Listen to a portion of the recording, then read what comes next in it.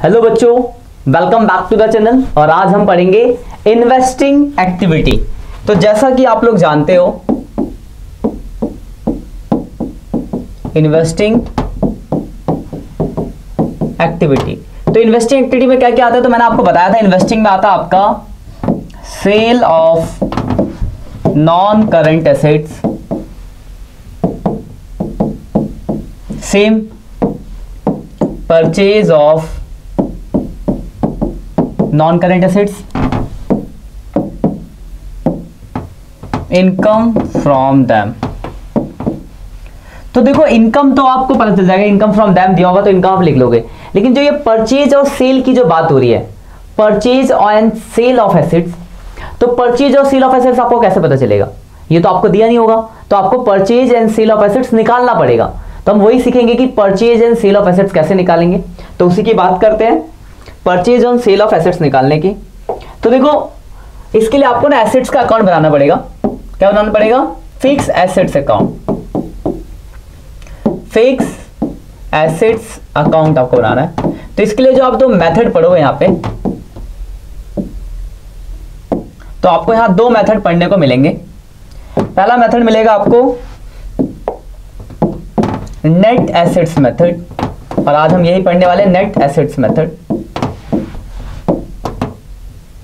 ध्यान से समझना, बहुत इंपॉर्टेंट है। और दूसरा मिलेगा आपको gross assets method, gross assets method. Next lecture में ये देखेंगे, उसके बाद हम कुछ क्वेश्चन देख लेंगे। तो एक आपको मिलेगा यहाँ पे नेट एसेट्स मेथड, दूसरा मिलेगा ग्रॉस एसेट्स मेथड। पता कैसे चलेगा नेट है या ग्रॉस है? तो जैसे जैसे मैं आपको बता जाऊंगा आपको क्लियर होता जाएगा कि नेट एसेट्स मेथड क्या है और ग्रॉस एसेट्स मेथड क्या है। तो हम स्टार्ट जो करने वाले आज, वो करने वाले हैं नेट एसेट्स मेथड से। कौन से मेथड से? Net assets method. तो ध्यान से समझ लेना चीजों को। नेट एसेट्स मेथड जब होगा तो आपको क्या करना पड़ेगा? फिक्स एसेट्स का अकाउंट बनाना पड़ेगा। कौन सा अकाउंट बनाना पड़ेगा सर? तो फिक्स एसेट्स अकाउंट। तो सबसे पहले आपको फिक्स एसेट्स अकाउंट का फॉर्मेट पता होना चाहिए। तो फिक्स एसेट्स अकाउंट का जो फॉर्मेट है वो कुछ इस तरीके का फॉर्मेट है। इस फॉर्मेट को कर लेना बेटा याद, ठीक है। तो फिक्स एसेट्स अकाउंट का जो फॉर्मेट है आपका आता क्या क्या है? तो सबसे पहले यहां आता है ओपनिंग बैलेंस एसेट्स का, टू बैलेंस बीडी, ठीक है। तो ओपनिंग एसेट्स आ गया, जो भी वैल्यू होगी। क्लोजिंग एसेट्स, तो क्लोजिंग एसेट्स इधर आएगा बाई बैलेंस सीडी, तो क्लोजिंग बैलेंस आ गया। ओपनिंग बैलेंस, क्लोजिंग बैलेंस, ठीक है। इसके बाद और क्या क्या चीजें आएंगी? तो देखो क्या क्या आएगा एसेट्स में। क्या क्या आता है? इधर की साइड बैंक, जितने का आपने सेल किया होगा, सेल करने में प्रॉफिट लॉस होगा, तो इधर प्रॉफिट एंड लॉस अकाउंट, जो भी आपका क्या होगा? लॉस। प्रॉफिट भी हो सकता है, तो डेबिट में आ जाएगा to profit and loss account, profit. इधर और क्या आएगा? तो डेप्रिसिएशन, डेप्रिसिएशन आएगा इधर। इधर क्या आएगा? तो एप्रिसिएशन। और क्या आएगा? तो टू बैंक परचेज। तो इतनी चीजें मैक्सिमम जो इस अकाउंट के अंदर आती है। अब ध्यान से समझना बात को। अब ये जो चीज आती है कहां कहां जाएंगी? ओपनिंग कहीं नहीं जाता, क्लोजिंग नहीं। ये देखो परचेज, तो purchase of assets investing activity में आना चाहिए। अब परचेज करने का मतलब क्या है कि अगर आपने एसेट्स परचेज किया तो आपकी जेब से पैसा गया, तो परचेज हो तो इन्वेस्टिंग से क्या हो जाएगा? माइनस हो जाएगा। क्लियर है बात? अगला है ये एप्रिसिएशन, तो ये आपको याद होगा ऑपरेटिंग के फॉर्मेट, और क्या होता है ये? एप्रिसिएशन होता है आपका ऑपरेटिंग के फॉर्मेट से माइनस। अगर याद हो फॉर्मेट में तो ऑपरेटिंग से माइनस हो जाएगा। प्रॉफिट, तो ये भी आपके ऑपरेटिंग के फॉर्मेट में लिखा था मैंने, ऑपरेटिंग से हो जाएगा माइनस। इधर ये आपका देखो सेल, सेल आपको लिखा होगा मैंने इन्वेस्टिंग में सेल ऑफ एसेट्स, और सेल से पैसा आएगा तो इन्वेस्टिंग एक्टिविटी में हो जाएगा आपका प्लस। उसके बाद आपका लॉस, तो लॉस आपका ऑपरेटिंग में आता है और प्लस होगा फॉर्मेट के हिसाब से, अगर आपको याद हो। उसके बाद ये डेप्रिसिएशन, तो ये भी आपके ऑपरेटिंग एक्टिविटी में क्या होता है? प्लस। तो ये आपको अलग से अकाउंट बनाना पड़ेगा, और इससे जो जो चीजें निकलेगी, जो ऑपरेटिंग में जाती थी वो ऑपरेटिंग में चले जाएगी, और जो चीजें इन्वेस्टिंग में जाती थी वो चीजें इन्वेस्टिंग में जाएगी, जो मैंने दिखाया आपको फॉर्मेट। तो आपके फॉर्मेट याद रखना पड़ेगा, ओपनिंग बैलेंस, परचेज, इसका डेप्रिसिएशन और प्रॉफिट। इधर आता है डेप्रिसिएशन, सेल और लॉस बैलेंस। अब देखो एक बात समझना ध्यान से जो मैं बताने जा रहा हूं। सपोज करो ओपनिंग क्लोजिंग तो आपको दिया ही होगा, बचेगा तो बैलेंस क्या निकलेगा। तो इस साइड अगर बचता है तो पहला ऑप्शन होता है डेप्रिसिएशन, ठीक है। पहली प्रायोरिटी में क्या मानेंगे, अगर वैसे ओपनिंग क्लोजिंग दिया बैलेंस बच रहा है तो इस साइड में पहला ऑप्शन डेप्रिसिएशन, ये भी दे रखा है तो दूसरा ऑप्शन होता है सेल, ठीक है। तो इस साइड दो ऑप्शन है, पहला प्रायोरिटी डेप्रिसिएशन, दूसरा प्रायोरिटी सेल। और इधर की साइड अगर बचता है तो एक ही प्रायोरिटी उसको क्या माना जाएगा, परचेज, ठीक है। ये फॉर्मेट आप ध्यान रखना। जैसे आप एग्जांपल से बताता हूं, सपोज करो आपके पास मशीनरी दी गई है, ठीक है। मशीनरी का ओपनिंग बैलेंस है और क्लोजिंग बैलेंस है, ठीक है। और मशीन का ओपनिंग बैलेंस आपको दे रखा है मान लो 1 लाख, ध्यान समझना जो मैं समझा रहा हूं। क्लोजिंग है 1.5 लाख, बस और कुछ भी नहीं दिया, ओपनिंग क्लोजिंग दिया बस। तो अगर मैं यहां पे अकाउंट बनाऊं, तो अगर एसेट्स का अकाउंट बनाऊं तो मशीनरी अकाउंट बनेगा। तो अगर मैं मशीनरी अकाउंट बनाऊं, देखो कितना सिंपल है, ओपनिंग बैलेंस इधर आ गया। जितने एग्जांपल मैं करा रहा हूं, अगर एग्जांपल कर लोगे ना आपका पूरा कॉन्सेप्ट अच्छे से एकदम बढ़िया से क्लियर हो जाएगा। फिर क्वेश्चन जब करेंगे ना एकदम धड़ाधड़ रहोगे। तो ओपनिंग बैलेंस यहां लिख दिया 1 लाख, क्लोजिंग यहां आता है 1.5 लाख, ओपनिंग लिख दिया, क्लोजिंग लिख दिया, और तो कुछ दिया नहीं। देखो टोटल करो, अगर मैं टोटल करूं तो देखो इधर की साइड है 1.5 लाख और घटाने पे इधर 50,000 बच रहा है, 50,000 बच गया। और इधर बचता है तो क्या निकलता है, अभी बताया था आपको, इधर की साइड निकलता है बैंक परचेज। अब तो इसमें भेजने वाला कैसी भी परचेज है, तो ये परचेज क्या होगा, इन्वेस्टिंग एक्टिविटी से माइनस हो जाएगा, खत्म। तो सिर्फ ओपनिंग क्लोजिंग है तो आपका निकल गया, कोई परेशानी नहीं होगी मेरे हिसाब से। एक और देखते हैं, जैसे मान लो एग्जांपल 4, आपको मशीनरी का ही ओपनिंग दिया है और क्लोजिंग दिया है। ओपनिंग है मान लो 1 लाख और क्लोजिंग है मान लो 2 लाख। तो ओपनिंग 1 लाख है, क्लोजिंग आपका 2 लाख रुपए दिया। और क्या क्या दिया है, तो नीचे का एडजस्टमेंट दिया है,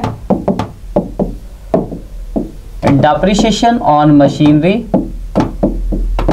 मान लो 20,000। सब उसको सिर्फ इतना ही दिया हुआ है। आप देखो अकाउंट बनाते हैं, तो मशीनरी अकाउंट बनाते हैं, machinery account.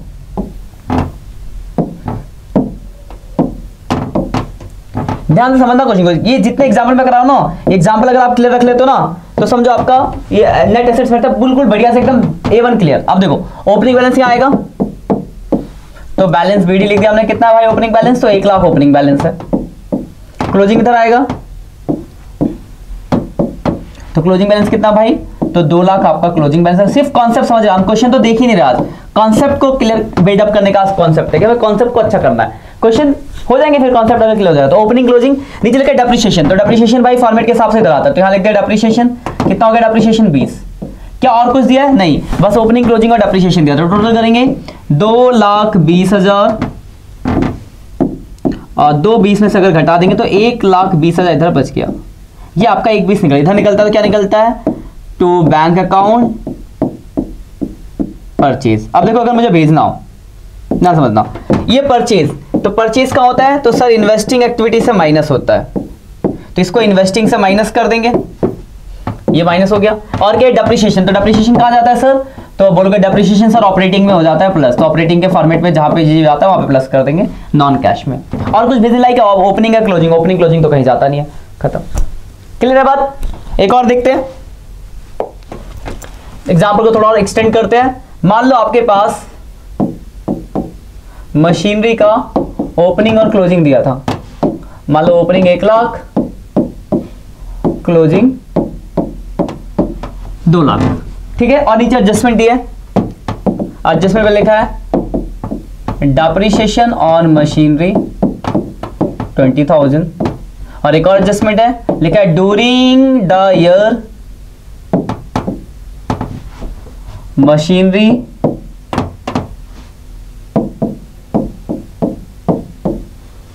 Book value 60,000 sold at 40,000। मतलब एक हमने 60,000 की मशीन क्या करी है, तो 40,000 रुपए में बेच दी है। ये आपको इन्फॉर्मेशन दी गई है, आप देखो ध्यान से समझना बात को। बनाते हैं मशीनरी अकाउंट, इन्फॉर्मेशन दी है, आप मशीनरी अकाउंट बनाते हैं। तो मशीनरी अकाउंट बनाते हैं, बहुत अच्छा क्वेश्चन है ये।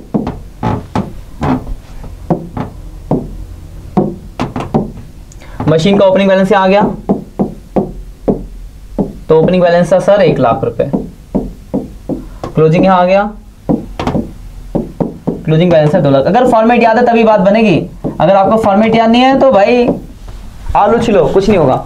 ओपनिंग क्लोजिंग, अब देखो क्या दिया है, तो पहले लिखा था डेप्रिसिएशन, तो भाई फॉर्मेट के हिसाब से डेप्रिसिएशन इधर आता है, तो मैंने यहां लिख दिया डेप्रिसिएशन 20,000।